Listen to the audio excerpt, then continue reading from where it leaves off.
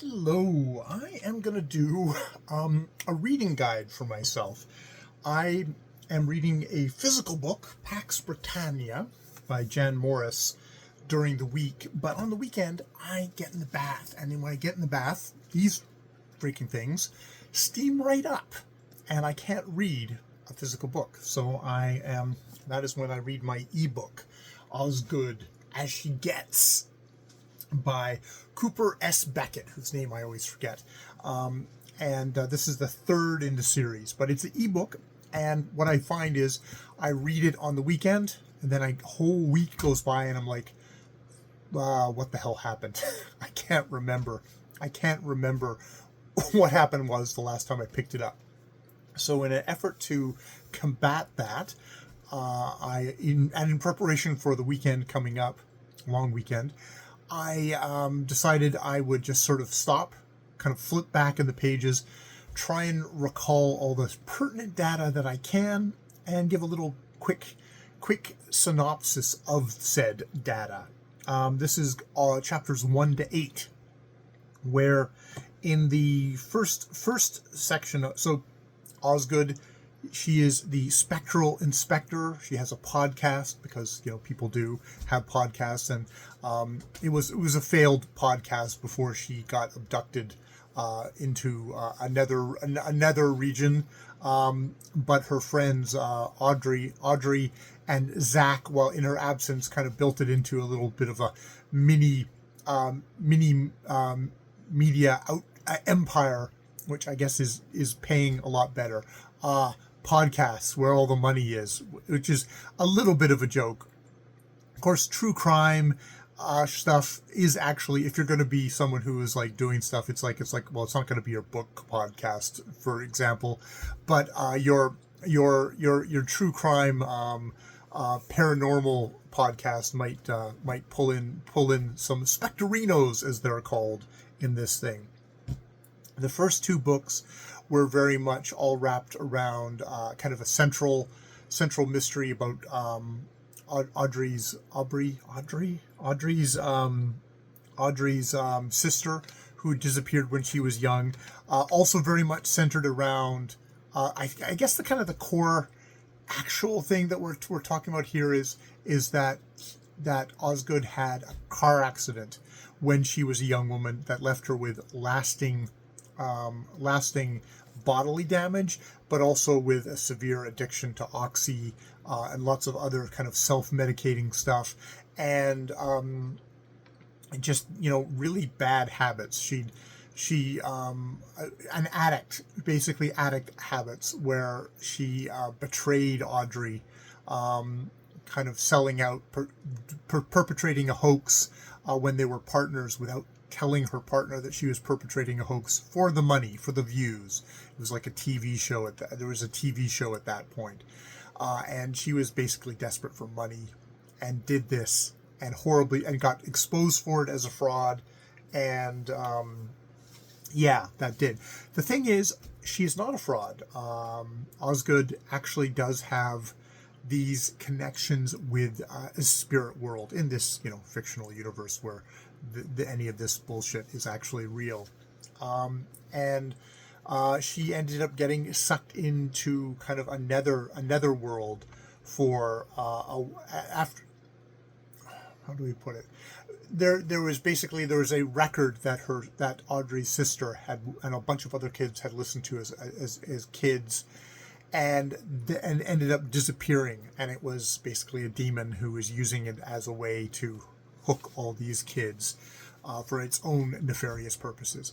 And Osgood gets sucked in, gets infected with something. A creature gets birthed out of her while she's having sex with a dude. The dude dies, gets sucked up in this, turned into a creature. And the second book is kind of dealing with that when this creature comes for her because it wants to open up a portal to let other of its compatriots through the gate, which is basically Osgood's body. That's sort of the first two books are sort of one story. Now we've got Osgood as good as she gets, Osgood as she gets, which seems to be opening with a different mystery. And the first little is it a chapter? Yeah, the prologue shows a couple of three young, kind of almost like preteen girls.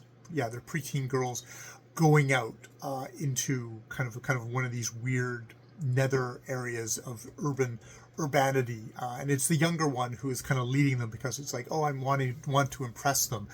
She is younger. She's that crucial cutoff thing for kids where she's been friends with him, but when it came to school, her birthday just fell just outside of the thing, so she's a grade younger, so she's feeling really insecure. They seem to, the older girls maybe have kind of done some kind of bullying behavior with her, and at first you think it's like, oh shit, it's these two slightly older girls who are going to take her out there and do something horrible to her.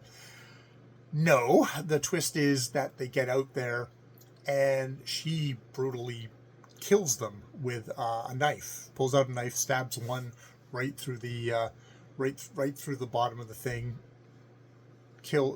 Leaves her gurgling, slices the throat of the other one. It's just like, it's really graphic, and they're dead. She reverses her jacket. Seems to be like very much in control of stuff. Thinks to herself like, this is what the figure in the game told her to do. Gets back home, and the second she's back home, suddenly it's like, I don't know where I've been. Like, it's completely blank. Like, she doesn't seem to have any memory. Cut. Then we join Osgood, who's coming home from, she'd come definitely a long way in the two things. She was basically a addict who was completely alienated from almost everyone except for Zach, who is sort of her sidekick. She keeps on trying to remind herself, like, no, he's not just like a sidekick, he's an essential partner. But he's definitely like, it's treated like she definitely treats him like a third wheel, especially being an addict. It is not great for Zach, but he whatever he's getting out of it, he is. But they come to a better place, and she realizes she loves Audrey at the end of the book. She's like, okay, healing kind of stuff with Zach. But at the beginning of this book, it's like, yeah, no, that's not going to be the just easiest path. And one of those easiest things was that she had basically told Audrey, it's like, I don't think it'd be good for us to be romantically together, which maybe had a point to it, maybe was a bit cowardly, but Aubrey moved on and has her own partner. Zach has somebody he's with, and she just continues to just have her one night stands, which is what her pattern was before. And she's coming back from one of these one night stands, where she's standing on a platform and watches as a young girl, she's not really quite sure what age she is, throws herself onto the third rail of a track and kills herself. And she sees some figure in the shadow with this weird grinning face, and it's just like, it's one of these things of like, there's a question of like, okay, is this the kind of the traumatic thing of this moment, or is it because she's kind of attuned with this kind of the hidden world of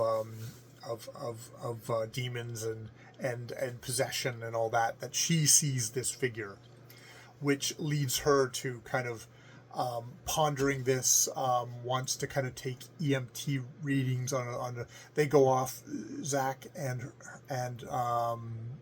Audrey and her all go on to this train station. She's really having a hard interpersonal time with them because, yeah, they have partners, they have a bit of stability, and she just does not have that. And they're like, are you jealous? It's like, no, I'm not jealous.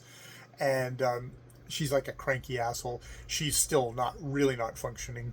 She makes it back to the house. She's like, I'm not going to talk to you about this. I'm not going to tell you about this at first. And she drains the last little bit of oxy that she has in a thing and puts it under her tongue. So we know that, there's still that kind of that coping thing of what she does. And she goes and gets in the shower or something like that with a bottle of whiskey. And then several hours later, they have to batter down the door to find her like unconscious in ice cold water in there. So it's like she's not a model of cope of functional behavior. She is not. But yeah, they go off. They investigate the train. They don't find anything that way. They're all off. So then she gets this podcast thing where she has kind of a speculative kind of speech about this. It's very more kind of rambling, kind of almost philosophy thing. You can see why it would be popular to a podcast audience. I should actually take a look at that. I take a look at that again, because that was actually a pretty good thing. And of course, I think kind of like it's one of these things where she gets tips or stuff like that, and what she gets is Rebecca. What's her name? I have to look up her name. Ramona Yeager, who she goes by Remy. She goes by Rennie, and she goes by Remy, who has some information for her about this. Like, this was a young girl who committed suicide, and what she reveals, this trauma specialist who is tall, incredibly good looking, and that Osgood immediately wants to climb and fuck her as quickly as possible. I don't know if she will, because she's someone who actually deals with trauma. She maybe, I mean, not that people dealing with trauma aren't like, paragons, but it's like maybe will prevent from being just having the fuck and leave him kind of pattern that Osgood has. But there's been a real spike in suicides, and what they found is a lot of these suicides are young people who have TikTok and are playing the graveyard game. And you look in a statue, and it'll show you your death, apparently. And it all leads at the end of chapter 8 to this particular monument in the graveyard. So, that's where we're kind of at. Yeah, I do have a bunch of highlights from what I think is that pursue knowledge and you will be safe, for in ignorance be dragons. And it's almost a foregone conclusion that the average person will never encounter anything paranormal at all. As ghost hunters, our first priority, our default, should always be to disprove a potential haunting. We must remain skeptical, so we don't show pictures of out of focus orbs to non-believers and then see ghosts, which there is that kind of, it's an interesting thing of reading a book like this, of like, well, we have a lot of people who do their own research now. We have a lot of people who say they're skeptical but seem to get really sucked in by really nonsensical stuff.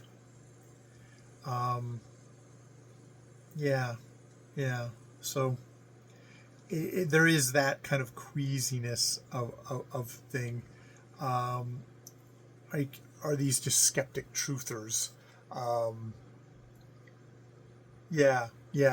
I mean, I think it's useful that these are all fairly fucked up people in this kind of realm. It's got a the damage, the psychic damage, the emotional, physical damage of Osgood herself, but of other people in this world. That's sort of where you expect paranormal stuff to come from, whether it's our bodies kind of generating a truth, us making sense of making a truth out of all this trauma that we've had in our lives. So that is what I've got so far for Osgood as she gets, the Spectral Inspector book 3. I think that's probably hopefully enough to, when I open the book again this weekend, tomorrow, in a bath, I will be able to know where I am and go from there. So yeah, all right, I will leave it there. More videos later.